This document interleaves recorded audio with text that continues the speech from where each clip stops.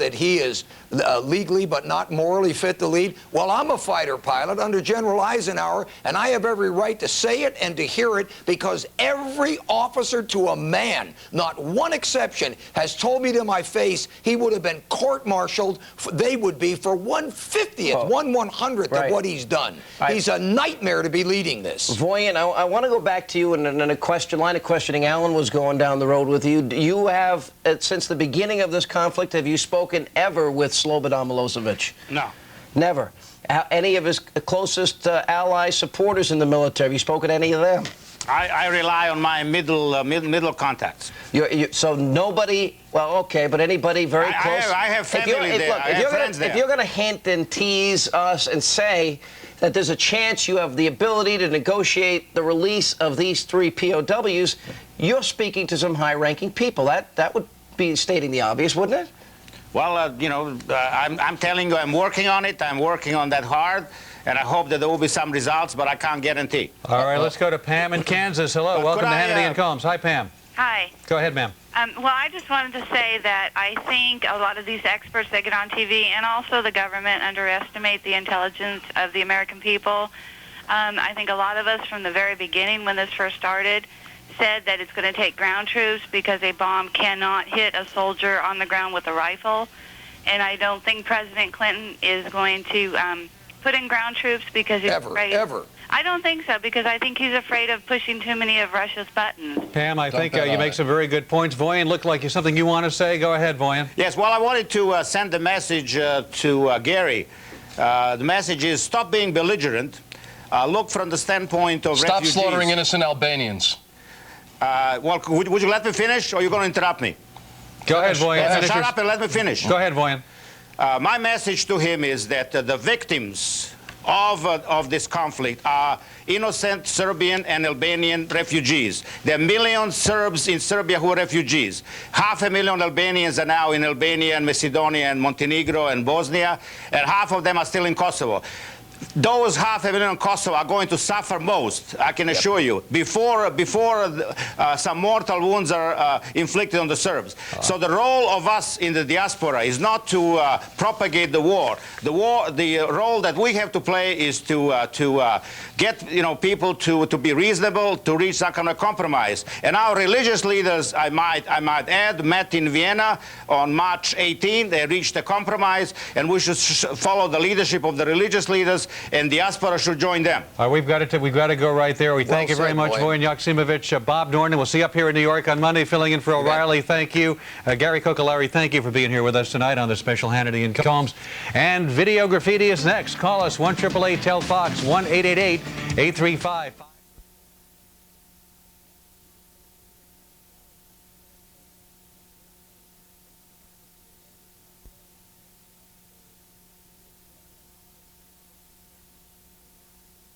The votes today. In the first, a divided House voted 249 to 180 to require President Clinton to get congressional approval before sending ground troops to the Balkans. The second vote was 290 to 139, and there the House rejected a proposal to require an immediate withdrawal of U.S. forces. And tonight, the third vote, the House denied support for NATO airstrikes against Yugoslavia. That tally was a tie at 213. Now, what does this all mean? We're joined by retired Army Colonel David Hackworth, and Gary Kokolari is with us, the president of the Albanian Heritage Society. Welcome back to the program. Before I get to the votes, Colonel, Washington Times today, New York Times today, every major wire service, they're reporting General Wesley Clark, NATO commander, said yesterday that the bombing basically has been a failure. That we have actually strengthened his forces, that we've done the work for Slobodan Milosevic. This is stunning news to hear that. Why? We've been saying it. Well, I've been saying it, but I mean, to hear them admit it, I'm like, why are we doing this? 34 days. Listen, Albright said on the 24th of March that this is going to be a very short campaign, and it's still going on and on. I'll say this, that never in the history of my country has the foreign affairs been headed up by such incredible fools. President Clinton thinks a foreign affair is making it with a Chinese intern. And I'm telling you that when I look at Alan, you're driving him nuts. When I look at what's gone down with the air campaign and now with possible ground campaign. I can only say, God bless Congress for standing tall. Gary Kokolari, I mean, first of all, when you hear that after all this bombing, that he has more troops, that he has more reinforcements, that he has more support, that his poll numbers are higher, that we've been ineffective, that they're digging in deeper, and they're not even touching his military might. I don't know if that's exactly what Wesley Clark said. I think what he did do was make some comments about the effectiveness on the Serb troops in Kosovo. And granted, it's a little bit difficult to hit them because they are moving targets, and it's hard to hit them because, you know, they can move around. Not hitting the tanks, not hitting any of his military might either. I don't believe that's true. They are taking out some parts of the Serb infrastructure, and I don't think that Milosevic is sitting back there enjoying it. Can I say this on a military viewpoint? Do you know why the Serb air defense is so good? It's the best that money can buy, because Westinghouse sold it to them in the 80s. If it's so good, why is it they only knocked down one plane? And that was they're playing guerrilla warfare with it. They're not turning on their sets, but they're causing the airplanes to fly higher. And that's why we have to move in with the ground. Here's something Gary happened today that I find very troubling. This happened in Congress today, where the Republicans, they said they want to spend $12.9 billion, which is twice what the administration said they were going to ask for. Doesn't that show we're much more deeply involved than we've been led to believe? That's $60 per capita. I think to fight genocide, that's not a lot of money to spend. It's twice what we were told a few weeks ago. $60 per capita. That's $60 for every person in the United States. That's not a lot of money to fight genocide. Please listen to my point. It's twice what we were told 2 weeks ago this was going to cost us. Why is it now all of a sudden $12 billion and not $6 billion or $8 billion? Well, you have to ask the Republicans that. But again, as I said, no, it's not the Republicans. As I said, it's this administration that's fighting this war. This is Clinton's war. I tell you what, I'm willing to spend $60 to stop genocide against the Albanians. Let's stop it in Sudan. Let's stop it in Rwanda. Let's stop it in Indonesia. I know that argument has come up many times before, but we have an obligation to these people. 1.9 million people died in Sudan. We have an obligation to these people, Colonel, because President Bush in 1992 made the Christmas warning, and he gave the obligation to the Kosovars at that time, and President Clinton reiterated it. We have an obligation to the Kosovars to go in there and help them out. We will take a break. We will deal with the issue of whether or not we'll be sending in ground troops. We'll take your calls on that issue when we come back. As we continue on Hannity and Combs, please stay tuned.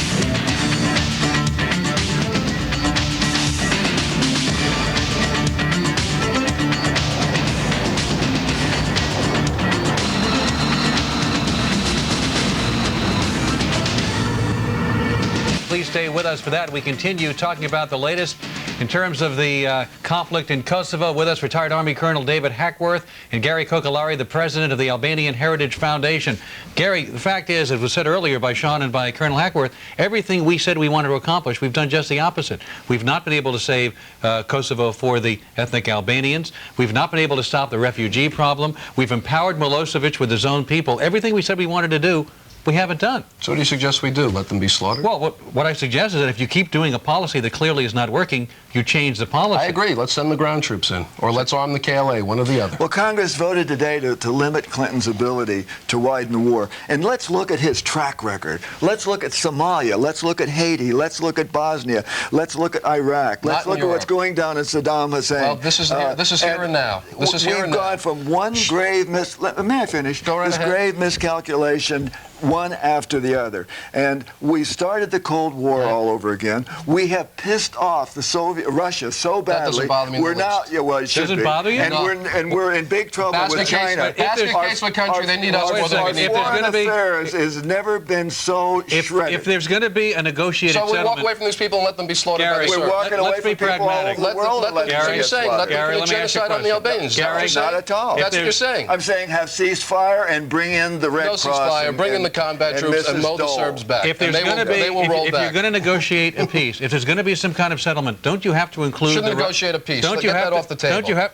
You don't want to? You want peace? No, I want them to roll the Serbs back and put the Kosovars in their rightful home. Doesn't Russia have to be involved with any kind of settlement? That's There's going to have to be a settlement. Dressing. There's going to have to be a settlement at some point. Window dressing. Will there not have to be a settlement at some point? Gary, I want to ask you a question. You didn't really address the Colonel's question, which is, you know what? We have atrocities, we have slaughters taking place all over the globe. Are you saying that it is America's moral... Let me finish the question.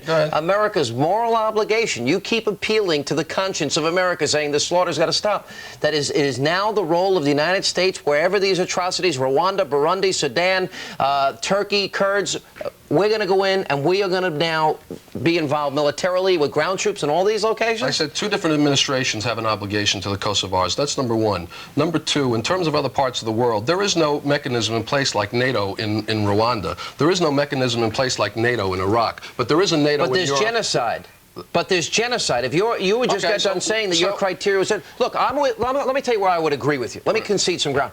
I think we ought to assassinate. We ought to rescind Executive Order 1233, send in a hit squad, maintain plausible deniability, and take them out. Ain't gonna happen. End the atrocity. Well, why not? Because it's not going to happen. Well, it could happen. But what we've got, I wouldn't even mind arming some of the opposition like we did. What we have to look at is a bigger picture. This is a backwater place that has nothing to do with our national security. What we have to concern ourselves with, our forces are almost broken. We're calling in the reserves. We've short 2,000 bomber pilots and fighter pilots. We're short 800 Apache pilots. This is going to be a quagmire. We have North Korea on the bubble. We have Iraq. This is mountainous terrain. This is difficult terrain. And when if we send ground troops in, you explain to the American people that are now watching, and you tell them why their son should come home in body bags for this conflict. Well, you know, during World War II, the world said they didn't know what was going on in Europe. And as Congressman Lanto said last week, this time we don't have that excuse. Listen, so Gary, we should walk away from it? With all due respect, you know, and I know the president's been using this rhetoric and this hyperbole. First of all, I think every life is precious. I'm a pro-life individual, but the numbers don't add up to the level of rhetoric that you guys are using.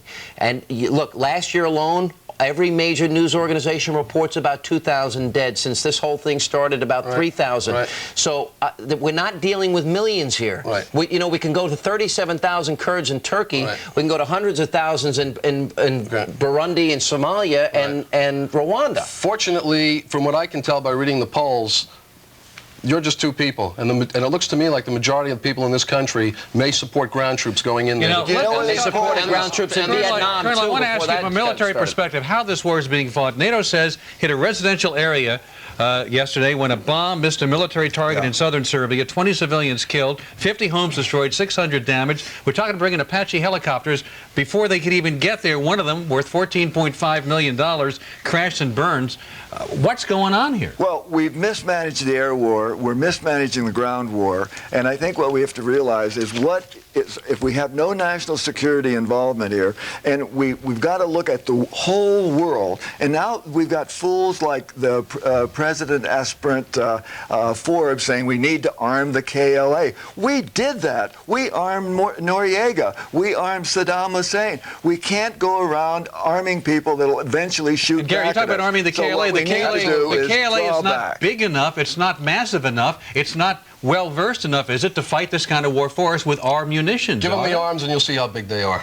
Come up with the arms. What makes you think they could overtake the Serbs? You'll see how many men are willing to go in there and lay down their lives. And let's let them face down the Serbs. I've heard the colonel on other shows. He thinks they're so formidable in war. I know they're formidable. I know they're formidable when they have a gun and they're going after a woman or a child. I like your passion. Why don't you go there and join up and lead the assault instead of trying to suck my son into it? Sir, I am supporting that effort. The Clinton Congress today. What if my father had said that during World War II, sir? During the tyranny in Europe. Today made a very What if my father had said that during World War II? They listened to the people of this country. When there was tyranny in Europe during World War II, what if my father had said that, sir? Do you know where the polls are coming from? From Hope, Arkansas, friend. Get on the streets and ask the people. Thank you both very much, Colonel David Hackworth, Gary Kokolari. Thank you for being with us tonight on Hannity and Colmes. When we get back, video graffiti. Call us 1-888-TEL-FOX, 1-888-835-5369. And coming up on the screen, information about how to get in touch with us. If you want to email us, don't forget, tune in Friday night, see if we read yours on the air. Your calls are next on Hannity and Colmes.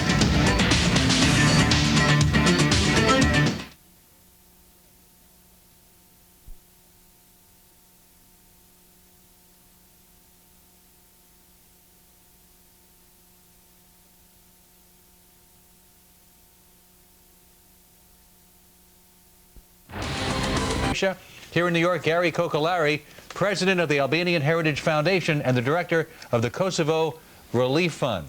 And what about that, Ambassador Galbraith? How about a pause in the bombing?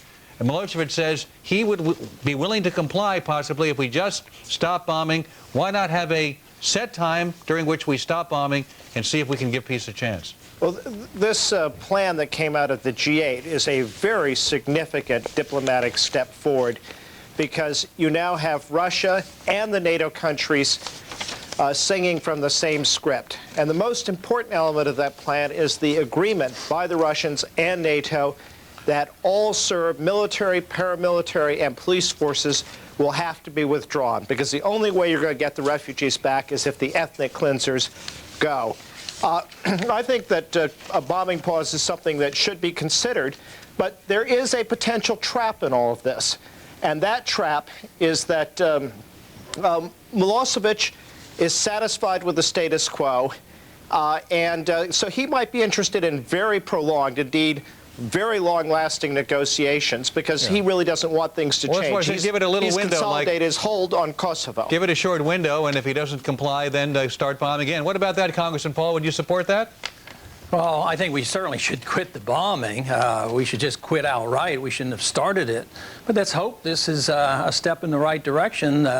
I think it should be tried. I'm not all that optimistic. You know, we started a Persian Gulf War quite a few years ago. We're still bombing Iraq, and we have embargoed Iraq. We've been in Bosnia for 3 years. We were supposed to be there for 6 months. So if things work the way they've been in the past, it looks like we're going to be here for a long, long time. Let's hope something like this works. Let's bring in Gary Kokolari, the Albanian Heritage Foundation. What about this? Well, I guess it is a step in the right direction, but quite frankly, I'd prefer to see them step up the volume, send in the ground troops, and roll Milosevic back. Why not give a pause to see at least if maybe Milosevic will comply? He says if we pause, he may comply. Why not give that an opportunity? Because I don't think we should be negotiating with him. How do you work toward peace? You push him out, you roll him back, you send the ground troops in. But if there's an opportunity now, and there's a window here on all sides, including Russia, now saying, here's a plan, if we can just stop the bombing long enough to see if that plan can take effect. Why not give it a window of 48, 72 hours and see if that can? Because we're trying to come up with solutions that will appease Milosevic and reward him for the genocide and the ethnic cleansing. What about that? Let's go back to Congressman Paul. You don't believe we should be there to begin with. No. But obviously we've got to do something now to get out of the situation. This might be the opportunity. Yeah, that's right. We might, and the sooner we get out, the better. You know, this idea of painting one side as being the monsters, there's a lot of blame to go around, and I don't know why the media has concentrated on the refugees on one side. There's refugees on both sides. Look at how many Serb refugees there were a couple years ago. Sir, you have to be joking. Don't interrupt. I will, sir, when I'm going to hear garbage like that. All right, let me step in here for a second, and let me bring Peter back into the debate here. Peter, one of the major flaws of this whole thing, Russia accepts the proposition that the security presence will be in Kosovo, but at the same time they issue a statement by the Western allies and Russia, but they didn't specifically have NATO. But the main flaw is Milosevic gets to keep his military. There's no punishment at all. So we find ourselves in a similar situation with Saddam Hussein in Iraq, and that is we're going to be going back over and over and over again. We'll push him out. We'll bring him back because he'll have the military might to do it whenever he wants. He'll dictate the terms with that military might. Our goal is to allow the people of Kosovo to return to their home and live there in security. If we can get Milosevic's forces out of Kosovo without having to use ground troops, that is a much better alternative to a bloody war. You didn't address my point, though. My point is when he continues to have his military, I mean, the fact that we went through all this effort to begin with, and I think we actually did Milosevic's job, which is get the ethnic Albanians out of Kosovo, which was his original intent. But now you let him keep his military intact. He maintains the power, the 45,000 troops, all the military might, that when he wants to, create a little trouble, just like Saddam Hussein, he makes America and NATO bubble and fizz like two Alka-Seltzer tablets in a glass of water because he's got the ability to do it. Milosevic did that job. NATO certainly didn't do it, and so blame ought to be squarely where it occurred. Wrong. Escalation after the NATO bombing. Don't misrepresent what happened, sir. Well, yes, but that was a totally immoral, illegal, and unjustified retaliation because NATO attacks him, gives him no right to attack his own people. That's a criminal act. All right, let me go back to now let me answer your question because I think it's an important question. Right. That said, I mean, Milosevic is an evil character. This is an evil regime, but it does not mean that it is a threat to the neighbors or the region. It's not like Saddam Hussein. Gary, once he's out, I don't think he's going to be a further threat. NATO Supreme Commander Wesley Clark even mentioned himself. He warned that, hey, if you don't stop now, you're going to lose your military, which was the #1 threat because that's how he maintains his power, talking obviously about Milosevic. You agree with my analysis? we're just going to have to go back over and over again. We got this far. Something's got to happen. You and I disagree on, I don't agree with ground troops, but I do agree we have a moral imperative to help in some way, knowing the terror that's going on. We're here now, and we can deal with Milosevic now and take care of him, or have another Saddam Hussein situation in a few years. Plus the fact, if it's not taken care of in a proper way, and if it's part of this negotiation, one thing I fear is that they might try to move to some form of partition. If you do this, you're going to radicalize the Kosovars. You're going to possibly then really create a terrorist group within the KLA and have a terrorist organization functioning in the middle of Europe. But didn't they agree to autonomy first? I'm talking about the opposition. I don't see how the Kosovars can live under autonomy right now. I don't see how they can live in a country. Full independence. I don't see how they can live in a country with Milosevic as president. We'll pick the debate up. What do you think? Call us 1-888-TEL-FOX. Stay tuned. We have a busy night. Colonel David Hackworth and Florida Congressman Joe Scarborough coming up in the next hour. Stay with us on Hannity and Combs. Did the Clinton administration drag its feet when it came to protecting our nuclear secrets? That debate coming up later on. Also, Colonel David Hackworth and Michael Isikoff will be joining us. But right now, we're talking about the conflict in Kosovo. All right, Congressman Ron Paul, I want to go back to you, and I want to ask you, first of all, Secretary of Defense William Cohen, on top of the 82 extra planes, the proposed 300 extra planes that we're going to send over there, the 24 Apaches, now he has ordered the deployment of 176 additional aircraft to the area. The planes include 18 A-10s. You know the list that's going on here. We're really seeing a major U.S. escalation in the conflict that's going on here, and we're going to be sending more troops. Do you, and the administration holding out the possibility through their spokespeople, we may open the door to ground troops. You see that happening? It's certainly a possibility, and I think the description of the buildup is, very scary. Here we are, we're involved in a war, a NATO war, an illegal war. It hasn't been declared. NATO's a defensive organization. This is aggression against a sovereign nation. We have no business over there. We are going to sacrifice our children, our tax dollars for a war that we can't win. All the military commanders have advised the president, don't go in there with land troops. This to me is a real outrage. It really is. But let me ask. Well, go ahead. You want to, Gary? Jump in. I'd like to remind the congressman of a few things. First of all, I'd like to remind him that it was his Republican president, George Bush, who drew the line in the sand with the Christmas warning. I disagreed with that. I disagree with that. So don't put me in that category. And it's also your Texas colleague today, his son, who wants to be president of the United States, who also has come out. Don't put me in those general categories. That doesn't mean anything. That's just avoiding the argument. I'm putting you in the category of the isolationist that would like to draw barbed wire around the United States. No, don't put me in the category of the isolationist. I'm a non-interventionist. So let me tell you, isolation is a lot different than a free trade, non-military interventionist. So don't use those slang words to try to destroy credibility. Okay, so then you would just prefer to have these people slaughtered. Is that it? No, I don't. But I think there's more slaughtering since we're bombing and we're killing innocent people.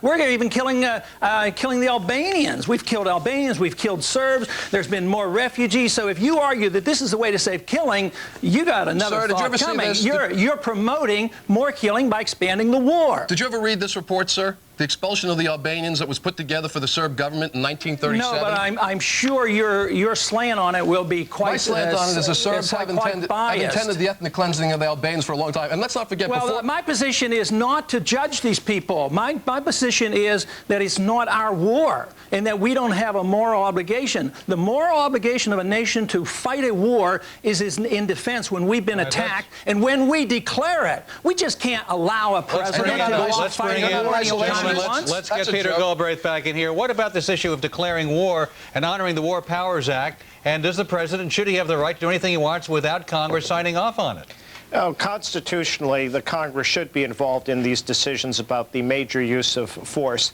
The trouble is that since 1945, the Congress has completely abdicated its responsibility. That doesn't mean we shouldn't do it. Well, the Congress should have debated this in October when the initial threat was laid down. And not now after the campaign has begun. But Congress. We haven't repealed the Constitution. I mean, how could you casually dismiss the Constitution so easily? Well, gentlemen, we have to take a break. Peter, stay right there. We'll get to your calls a little bit later on. And also, Colonel David Hackworth will join us, and Newsweek reporter Michael Isikoff. He covered every... reaching a satisfactory conclusion unless we maintain Allied unity and firmness. I don't think the process is long, but I don't think we can afford to be discouraged or be impatient. We need to stay with the strategy we have and continue to aggressively support our air campaign and to aggressively support any diplomatic initiative that will secure the conditions necessary for a lasting peace in Kosovo. Welcome back to Hannity and Combs. I'm Alan Combs. Coming up later, did Julie Hyatt Steele obstruct the Starr investigation? Newsweek investigative reporter Michael Isikoff will join us. Also later, who's to blame when for the gun violence, the people who shoot them or the people who make those guns? Right now, we continue with the conflict in Kosovo with Texas Republican Congressman Ron Paul, Peter Galbraith, former ambassador to Croatia, and Gary Kokolari, president of the Albanian Heritage Foundation. Congressman Paul, many people in Congress who voted against the Kosovo action then voted more money as part of a larger appropriations bill. And that seems to be, it seems to me as if many Congressmen want to have it both ways. So after the fact, they can say they either voted for it or against it, depending upon political needs at the time, isn't it? I think you pointed out a very good point. The fact that most of those are the Republicans. You know, last week on a vote, they're going to kick you out of the party tonight, Congressman. Well, they took a vote last week that sounded like, yeah, they were really opposed to this, but today it counted, and I spoke on the floor against it, making this point, and we ended up with very few sticking to it. So yes, I think this is a serious problem. Our inconsistency, if we try to get the prerogatives of war power back to the Congress, we should at least be consistent. We're moving slightly in that direction, but we have a long way to go. What's wrong with the Republican leadership here also? I mean, where's Denny Hastert on this? Has Tom DeLay become the new Speaker of the House? No, well, you'll have to ask them, because there are more than just them that did the flip-flopping on that. What about the fact that in this bill, this appropriations bill, they're linking Kosovo funding to unrelated matters like $1 billion for Central American countries ravaged by Hurricane Mitch last year, and that bill's linked with a rider that would give states control of $250 billion in tobacco money. That has nothing to do with this. Why are they linking all these things? Simply because they know they can't get it any other way and the president will sign it, right? Don't you think that's sort of Washington tradition? I mean, that's something that should be enough for a lot of people to vote against, but they see this as opportunities. People love this kind of stuff because, aha, the president's going to get his money, but we're going to get some of our stuff, too. But that's not right to mix this with this effort in Kosovo. Oh, it's wrong. It's monstrous, and we should do something about it, and I make an effort, but unfortunately, I'm a small voice trying to object to that. We're talking now about $12.9 billion of our taxpayer dollars in a part of the world that most people don't understand. We don't do anything in East Timor and Sri Lanka, in other places in the world where certainly good money could be spent if we want to say we have a moral imperative and want to do this for humanitarian purposes. And here we're spending all this money, twice as much as was originally mentioned, twice as much as the $6 billion originally mentioned. Right. Why should we? Well, obviously the first issue is the moral imperative that you mentioned. But we also have, there are greater implications when we look at the credibility of NATO and the strategic implications to the rest of the world. And when you come down to the actual cost, I think I mentioned this last time I was with you, it comes down to about $60 per capita. I don't think that's too much to spend to prevent genocide. All right, Gary, you know something, first of all, genocide, you and I have been through this a little bit before, not on the level that is being, and the hyperbole and the rhetoric that's being used on your side. You have a special agenda here. You're willing to send U.S. troops. I agree Milosevic is a bad guy. I believe there are things the American people can do, the American government can do, NATO can do, short of ground troops, which is where you and I part company, sending U.S. servicemen over there to die. And you know what? You want your part of the world taken care of. But you know what? There's more genocide, there's more murder, there's more mayhem, and all these other parts